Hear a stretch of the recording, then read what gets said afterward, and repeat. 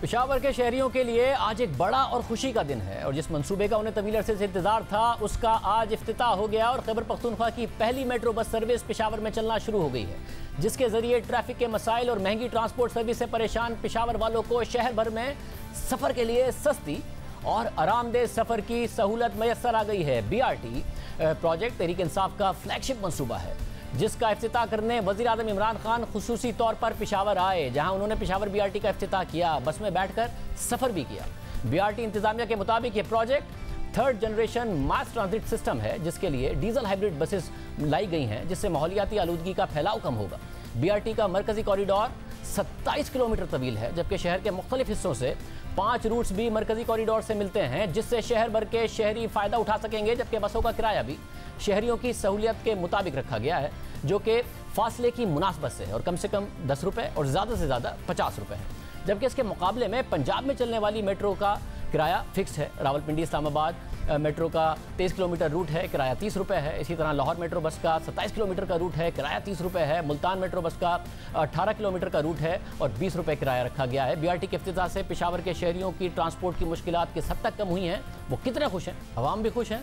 वज़ीर आज़म ने भी आज गलती तस्लीम की। मैं आज ये ख़ास कहना चाहता हूँ कि मुझे इसके ऊपर रिजर्वेशंस थी और मैं आज परवेज़ खटक को ख़ास खराज तहसीन पेश करना चाहता हूँ, क्योंकि इन्होंने हमें हमेशा कहा कि जब ये प्रोजेक्ट बन जाएगा तो तब तुम्हें पता चलेगा इसकी अहमियत। तो मैं आज परवेज़ खटक सब की तरफ से, अपनी तरफ से नहीं, मैं तो परवेज़ खटक से कहना चाहता हूँ कि हम गलत है, परवेज़ खटक आप ठीक निकलें।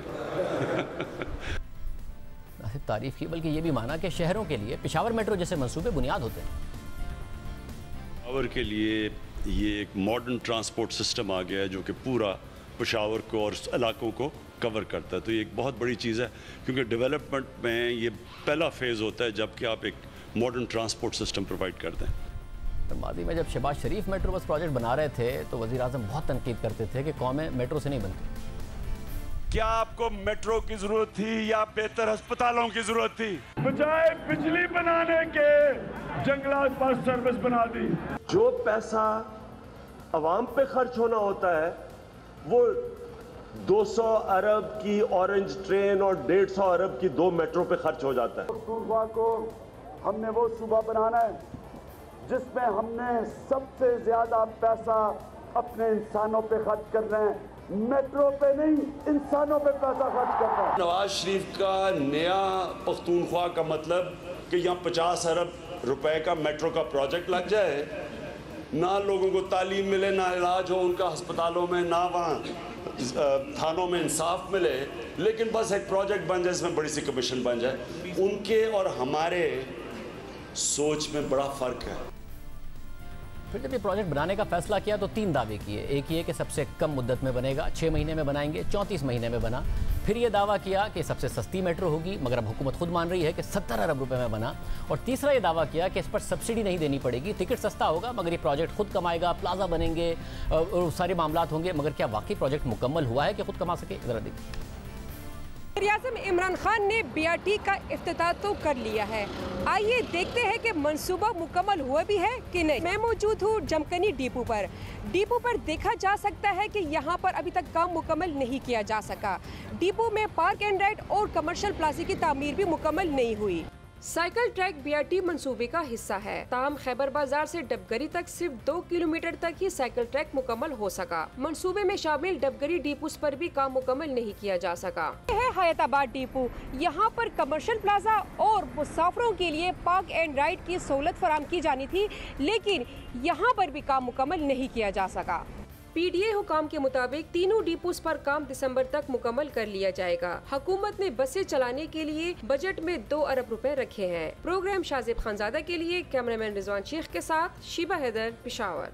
फिर प्रोजेक्ट पर करप्शन के इल्जामात लगते रहे, खैबर पख्तूनख्वा हुकूमत स्टे ऑर्डर लेती रही। अब क्या होगा? हमारे साथ तैमूर सलीम झगड़ा, वज़ीर ख़जाना और सेहत खैबर पख्तूनख्वा मौजूद हैं। झगड़ा साहब बहुत शुक्रिया। झगड़ा साहब बहुत मुबारक हो, अवाम भी बहुत खुश हैं, मगर सब्सिडी आपको बतौर वज़ीर ख़जाना देनी पड़ेगी, ऑलरेडी एलोकेट की है, आगे भी देनी पड़ेगी। शाजिब साहब, as a good finance minister इसकी प्लानिंग हम पहले से करते हैं। इस पे हमारी 2 हफ्ते पहले बात हुई थी या हफ्ते पहले बात हुई थी, और आपने खुद कहा था कि आपकी रिसर्च कह रही है कि थोड़ी बहुत अगर सब्सिडी एक अच्छे डिज़ाइन प्रोजेक्ट में देनी पड़े तो तो दिस इज़ द नॉर्म। तो जो है हमने प्रोविजन इसके लिए रखी है। अब डिपेंड करता है कि राइडरशिप कितनी होती है, और लेकिन एज आई सेड कि जिस टाइप के फिगर्स की हम बात कर रहे हैं वो सस्टेनेबल है, और इंशाल्लाह जब फीडर रूट्स कंप्लीट होंगे, जब कमर्शियल प्लाजास कंप्लीट होंगे, तो तब भी मुझे सब्सिडी की कम फिक्र है। जिस चीज़ के बारे में मुझे खुशी है, एक्साइटमेंट है, वो ये है जब ये सारी चीज़ें होंगी तो 2 चीज़ें होंगी। पहली चीज़ तो ये कि पेशावर की कनेक्टिविटी बहुत बेहतर हो जाएगी, और दूसरी चीज़ ये इकोनॉमिक अपॉर्चुनिटी और इकोनॉमिक एक्टिविटी ज़्यादा हो जाएगी, और जो इकोनॉमिक एक्टिविटी होगी वो किसी भी छोटी मोटी सब्सिडी को ऑफसेट कर लेगी। ये मस्बत नतीजा होगा, उम्मीद करते हैं। और मगर साथ में बताएगा कि करप्शन के इल्जामात लगे, खैबर पख्तूनख्वा हुकूमत स्टे ऑर्डर ले लेती थी, अब आपको कोई एतराज़ नहीं होगा कि जी अब तहकीकात हों प्रोजेक्ट के हवाले से? चीफ मिनिस्टर साहब से बात हुई है, उनका कंसिस्टेंट यही स्टैंड रहा है कि प्रोजेक्ट जब एक बार कंप्लीट हो जाए तो बिल्कुल जो है जो भी इसमें इंक्वायरी होनी है एंड जो भी इसकी जो गलतियां हुई हैं उनमें जो भी लर्निंग हुई है वो सारी डॉक्यूमेंट होनी चाहिए। हम खुद इनफैक्ट इंटरनली भी करेंगे और ये इंक्वायरीज भी हो।